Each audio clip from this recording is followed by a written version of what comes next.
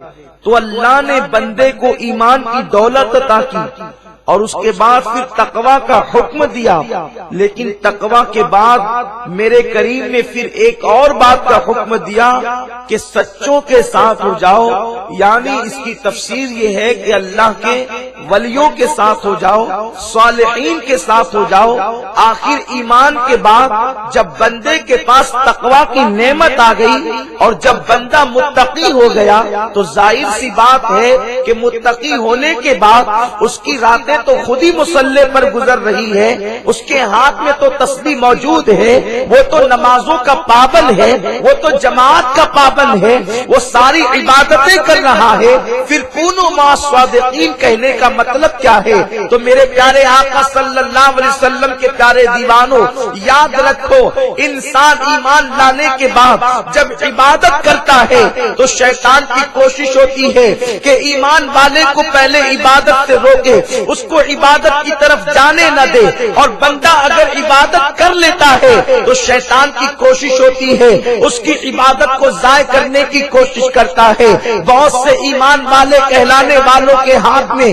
اگر کسی سچے کا دامن نہ رہا، کسی ولی کا دامن نہ رہا، فیضان نظر نہ رہی، تو شیطان نے ان کو راستے میں لوٹ لیا، اس لیے کہ شیطان نے کہا تھا مولا تو مجھے مہلت دے، میں صراط مستقیم پر بیٹھوں گا۔ اس نے یہ نہیں کہا تھا کہ میں دوسرے راستے پر جو گمراہی کے دلدل کی طرف جاتے ہیں وہاں بیٹھوں گا، بلکہ اس نے یہ کہا تھا میں صراط مستقیم پر بیٹھوں گا اور تیرے بندوں کو بہکانے کی کوشش کروں گا۔ تو یاد رکھیں ایمان کے بعد جب نیک عمل بندہ کرتا ہے تو شیطان اس کو گمراہ کرنے کی کوشش کرتا ہے، اور وہ بھی صراط مستقیم پر بیٹھ کر گمراہ کرنے کی کوشش کرتا ہے۔ اسی لیے میرے کریم نے فرمایا ایمان لانے کے بعد تقوی اختیار کرو، لیکن وہ بندے جو اللہ سے واصل ہو چکے ہیں، جن کا رشتہ اللہ سے جڑ چکا ہے، جو رب کا قرب پا چکے ہیں، جو اس کی ولایت کی منزلیں طے کر چکے ہیں، ان کے دامن کو پکڑ لو، تاکہ شیطان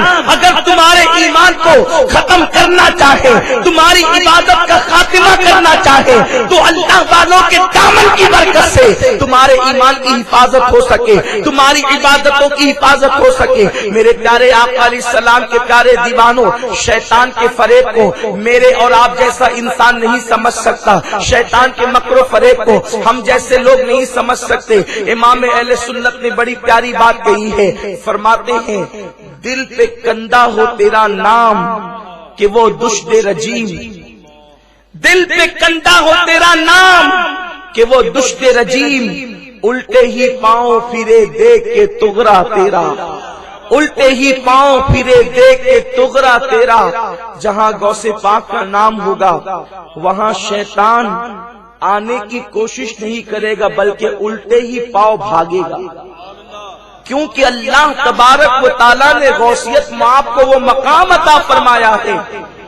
کہ شیطان کا وار آپ پر اور آپ کے مریدین پر نہیں چلتا۔ سرکار غوث پاک رضی اللہ تعالیٰ فرماتے ہیں ولایت کی منزل میں جو لوگ قدم رکھتے ہیں بہتوں کو شیطان نے ورگلایا، بہتوں کو شیطان نے بہکایا اور منزل سے ان کو اچک لیا۔ کبھی کبھی تو اللہ اکبر ولایت کی منزل پر پہنچنے کے قریب تھے اور شیطان نے ان کا ایمان تک اچک لیا۔ فرماتے ہیں مجھ تک بھی پہنچا تھا۔ ایک دن یہ روایت سرکار غوث پاک کے شہزادے شیخ سید ضیاء الدین قادری رحمت اللہ علیہ فرماتے ہیں کہ میرے والد نے مجھ سے بیان کیا کہ ایک دن وہ میرے پاس آیا، میں بھوکا اور پیاسا تھا، اس طرح سے آیا۔ دیکھیں شیطان جو بندہ جیسا ہوتا ہے اس کے پاس ویسے ہی بن کر جاتا ہے، اور شیطان کو اللہ تعالیٰ نے اتنا اختیار عطا کیا ہے کہ شیطان صرف اور صرف اللہ کے رسول صلی اللہ علیہ وسلم کی صورت نہیں بنا سکتا، باقی وہ جس کی صورت چاہے اختیار کر سکتا ہے۔ وہ مولوی بھی بن کر آ سکتا ہے، ڈاکٹر بھی بن کر آ سکتا ہے، مفتی بھی بن کر آ سکتا ہے، اسلامی اسکالر بھی بن کر آ سکتا ہے، کسی شکل میں آ سکتا ہے۔ آپ حدیث کو اٹھا کر کے پڑھیں، وہ ہر شکل بنا سکتا ہے، حضور کی شکل نہیں بنا سکتا۔ تو اب پہچانے کیسے کہ یہ شیطان ہے کہ انسان ہے؟ وہ کوئی بھی شکل بنا کے آ سکتا ہے، پہچان کیسے ہو کہ یہ شیطان ہے کہ انسان ہے؟ تو بڑا پیارا نسخہ ہمارے بزرگوں نے عطا فرمایا کہ شیطان خدا کی توحید کا منکر نہیں ہے، شیطان نسبتوں کا منکر ہے، اس لیے کہ وہ سجدہ تعظیمی حضرت آدم سے منکر ہو کر وہ شیطان بنا ہے۔ تو اب پہچان یہ ہے، اگر کوئی زبان کھولے اور انبیاء اور اولیاء کی تعظیم کے خلاف بکواس کرے، سمجھ لو چہرہ کوئی بھی ہے، شیطان ہے، اور وہ نبیوں کی تعظیم کی بات کرے، سمجھ لو کہ یہ انسان ہے۔ میرے پیارے آقا صلی اللہ علیہ وسلم کے پیارے دیوانوں، تو آیا شیطان، لیکن سرکار غوث پاک فرماتے ہیں نورانی شعائیں تھی، نورانی بادل تھے، میں نے یہ سب کچھ دیکھا، اور اس کے بعد اس سے آواز آئی، عبد القادر میں تیرا رب ہوں، اور میں نے تیری عبادت کو قبول کر لیا ہے، تیری عبادتیں مقبول ہو چکی ہے، تیری عبادتیں درجہ قبولیت کو پہنچ چکی ہے۔ عبد القادر میرے بندے، جتنی چیزیں حرام تھی میں نے سب تجھ پر حلال کر دیا۔ اللہ اکبر۔ سرکار غوث پاک فرماتے ہیں میں نے اتنا سننا تھا، فوراً اعوذ باللہ من الشیطان الرجیم پڑھا، فوراً تعوذ پڑھا، اور اس کے بعد میں نے لاحول پڑھا، تو جیسے وہ نورانی شعائیں تھی وہ دھوئیں میں تبدیل ہو گئی، اور جب دھوئیں میں تبدیل ہو گئی تو جاتے جاتے اس نے پھر مجھ سے گفتگو کی۔ آپ توجہ فرمائیں اس کی گفتگو کا انداز کیا ہے، اس کے بہکانے کا انداز کیا ہے، اس کے گمراہ کرنے کا انداز کیا ہے۔ کہتا ہے عبد القادر تجھے تیرے علم نے بچا لیا، عبد القادر تجھے تیرے علم نے بچا لیا۔ اگر ہماری طرح کوئی ہوتا تو اس کا سینہ پھول جاتا کہ میں کتنا بڑا عالم ہوں کہ شیطان بھی میرے علم کی گواہی دے رہا ہے۔ لیکن سرکار غوث پاک فرماتے ہیں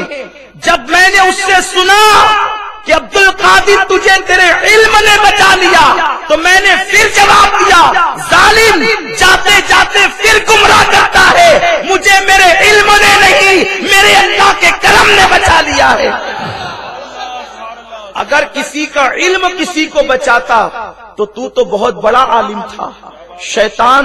فرشتوں کا استاد کہلاتا تھا۔ اگر علم کسی کو بچاتا تو تجھے تیرا علم بچا لے جاتا، علم نے نہیں میرے رب کے کرم نے مجھے بچایا۔ ھذا من فضل ربی، یہ میرے رب کا فضل ہے۔ میرے پیارے آقا علیہ السلام کے پیارے دیوانوں، یہ شیطان کے داؤ پیچ ہوتے ہیں، اسی لیے بہت سے اہل علم اپنے علم پر جو ہے وہ گھمنڈ کر کے، اپنے علم پر غرور کر کے رسول اللہ کی صف میں کھڑے ہونے کی کوشش کیے، اور انہوں نے معاذ اللہ کبھی نبی کے علم کا انکار کیا، کبھی نبی کی عظمت کا انکار کیا، اور گمراہی کے دلدل میں پھنس گئے۔ اور کچھ لوگ وہ بھی ہیں جو سرے سے علم ہی کا انکار کر بیٹھے۔ یاد رکھیں علم انسان کو انسان بنا دیتا ہے، علم بے مایا کو سلطان بنا دیتا ہے۔ علم اللہ جسے دے اسے ایمان بھی دے، ورنہ یہ وہ ہے جو شیطان بنا دیتا ہے۔ علم ہو تو اس کے ساتھ ایمان کی دولت بھی ہو، ادب کی دولت بھی ہو، تب انسان بنتا ہے۔ اور اگر علم ہو اور ایمان کی دولت نہ ہو تو انسان گمراہ ہو جاتا ہے، گمراہی کے دلدل میں